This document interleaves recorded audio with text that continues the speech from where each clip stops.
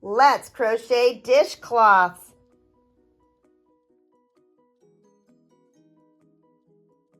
Good morning, everybody. My name is Deb from Just Do Something Homestead, and today we're going to learn a super simple pattern of how to make dishcloths.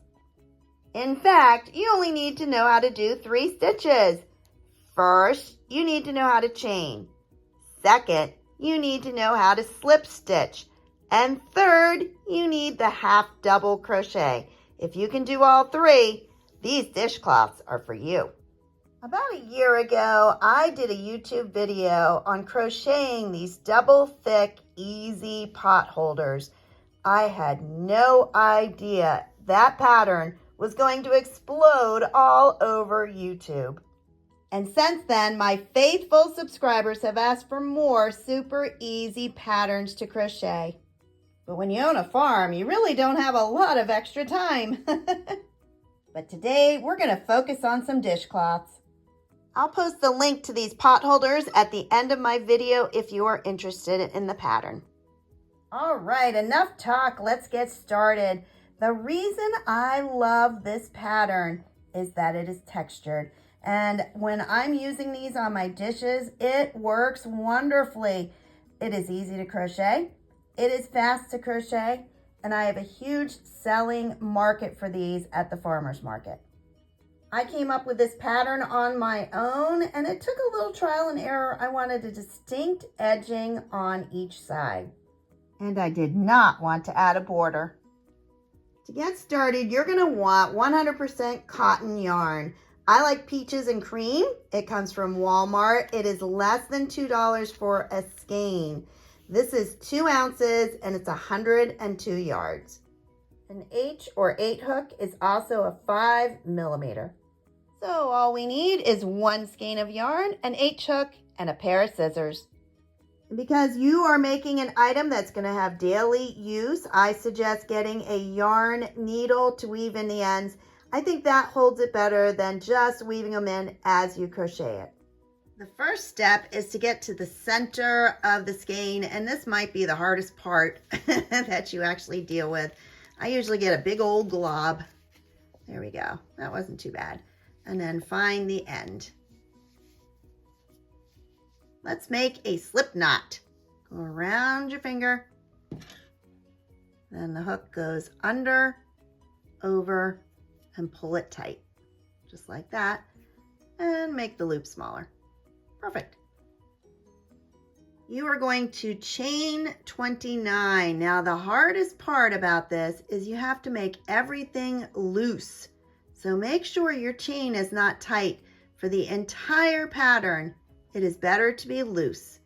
So count 29 stitches. 29 stitches is going to give you an 8-inch square dishcloth. If you want larger, just make sure you use an odd number, but be aware that you're going to need more than 1 skein, and I just didn't like knots in the middle of my project. So what I do is I keep it so that it is 1 skein. You can always use the big ones if you want to go much larger. And by big skeins, I'm talking about these. I use these because honestly, they're more cost effective. But if you are just starting, I recommend starting with a small one. The pattern itself is super easy. You're going to go from a slip stitch. This is in the second loop from the hook. Oops, don't get 2 of them. Slip stitch. It goes through there, but it's going to go through the next one as well. And then you go right into half double crochet in the next one. And that's all it is. Back and forth, slip stitch, half double, slip stitch, half double. Make sure you don't go in that loop. You just use that one. So you're in the next one, slip stitch, and the next one, half double. All right, when you get to the end of the row, pause, and I'll show you what you do next. Ugh, folks, this is reality. I'm just crocheting along, had started on that first row, and there is a knot. I hate when that happens. What I'm gonna do, since I just barely got started, I'm gonna cut it off and I'm gonna start again. Now, if it was in the middle, I would try to hide it the best I can, but we were just starting, so I'm gonna start again. This is what the first row looks like. And by the way, I wanted to tell you, if you're looking to follow videos with somebody that goes and gets their nails done and they're beautiful and long, that's not me. I'm a farmer. So it may look like my fingernails are dirty. They are not. They are stained because I trimmed tomatoes all morning. This pattern always starts with a slip stitch and ends with a half double crochet. Now the first row is super easy. You're just going to chain one, don't worry about the tail, and turn. Now as we said, we always start with a slip stitch. Until you get the rhythm of the stitch, it can be a little complicated. I seem to look at it that you have a larger stitch and a smaller because you have the half double, then the slip. So it's going to go in a pattern of larger, smaller, and you're going to be putting the opposite stitch in it. So this is the larger stitch. So this one gets a slip stitch. Now the next one is the smaller. So this one is the half double, and you're just doing the pattern over and over again. So continue with slip stitch. Make sure you're only getting those top two. You don't want this one. That's the one that's going to leave the line on your dishcloth. So slip stitch and half double. This is exactly why you want loose stitches. At first I did it so tight I couldn't get that half double into the slip stitch. So make sure you're doing them really loose.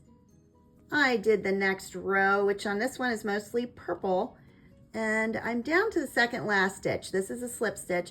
This is where it gets a little difficult to figure out where to put your hook.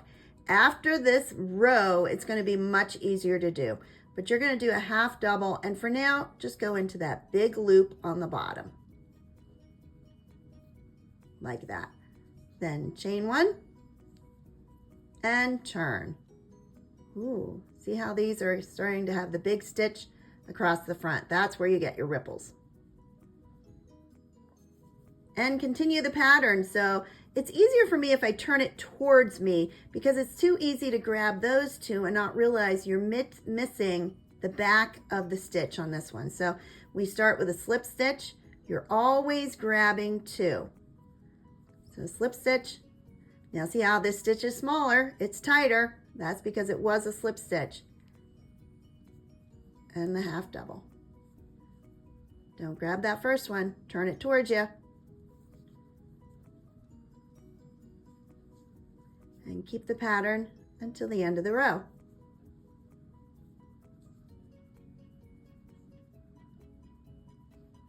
Now what I think is the most difficult part of this project is putting the last stitch of every row. So it's finding where it goes so that you create a pattern. You're going to see this chain and it kind of goes down to that next row. You're going to feel and make sure it's a loose loop, and you're going to grab two of them. You're going to see an upside down V, pull through it, and pull through both. What that's going to give is this border that's going to be the same going on each side. Then chain one, turn, and repeat. I'm at the end of this next row, and I wanted to show you that again because truly I think that's the hardest part. So you're going to yarn over and go down, and you're going to end up with a V on your hook, and it's very loose. You're going to be able to feel it without even seeing it in the future. Just like that. Then chain one and turn, and you're going to start seeing that pattern. Isn't that beautiful? All right, keep on going. I am not someone that chooses to count my stitches. I've been doing this long enough. I can tell by what it looks like, what it feels like if I've missed any stitches. But if you're someone that does want to count your stitches, there are 28 stitches going across. 28. All right, we are going to switch to another project that I have already completed. The only thing I have not done on this dishcloth is tie in the loose ends. So what I've done, I did a slip knot, and then just for added security, I put a knot on top of that one. Now at this point, I cut it off maybe 4 inches. I am going to thread my needle. That's why they have a big eye on it. Very easy to thread. And I'm going to start weaving in those ends. The reason I choose to weave in the ends with a needle is that I think it holds it more securely. Now, you're just going through and finding places to pull it. But when you're using a crochet hook, often you're just going in a straight line and those do not stay. Now see this little knot? I'm actually going to pull that through. That pulls the knot just like that into my project itself. Now at this point, I am going to weave these in several different directions, not just down the row. And if you go back a few times, it's almost going to make it impossible to fall out. So just keep going over and under and around until those ends are in your project and unable to come out. Once it's woven in there very nicely and tightly, then I carefully trim off the tail. I wanted to show this pattern up close because this is that third loop. You're doing a half double crochet and you're only grabbing 2. So this is leaving that pattern and that's what gives you the texture. Some word of advice, it is much, much easier to crochet light colors, especially if you're a newbie, versus dark. This one was so difficult to see. I know some people want some black accents in their kitchen, but wow, this one was a hard one to crochet.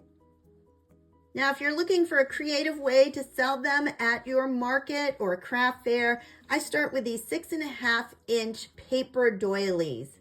Make sure you only have one because unfortunately these things stick together terribly. You can use any kind of twine or ribbon, whatever you have on hand that is cheap. I try to stick with neutral colors because my dishcloths are pretty colorful.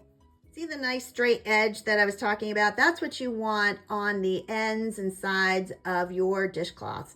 But when I'm ready to market them, I fold them into thirds, just like that. I place the doily underneath it, about in the center, and then I'm going to fold it up. Now you're going to see it's not going to touch. You're going to fold it up and tie your ribbon around it. This takes a little bit of practice, but I'm making about 7 of these a week. I make it a little bit tighter, and then I just use a bow, but it's however you want. Just like that. I recommend having one on display at the farmer's market, and I do that by just putting a little hook on the end, and I hook it to my table. People like to touch things. Another thing I wanted to quickly show you was this amazing bag that I got to hold my crocheted items. I like to be on the go constantly, and I always grab my crochet bag because you never know if you're going to have a few minutes that you can sit there and pump out another dishcloth. And this one has pockets, has some big ones so I can have all my crochet hooks. It has little places for scissors, and you know what? It's not a crochet bag. It's a foldable garden tool bag. I bought this at Aldi. It was less than $10. You know what? You can't find a crochet bag for less than $10. So this is an amazing product. If you can find it at your local Aldi, I would grab 1 or 2. If you enjoyed this video, please like, subscribe, and share. Have a blessed day, everybody. Bye-bye.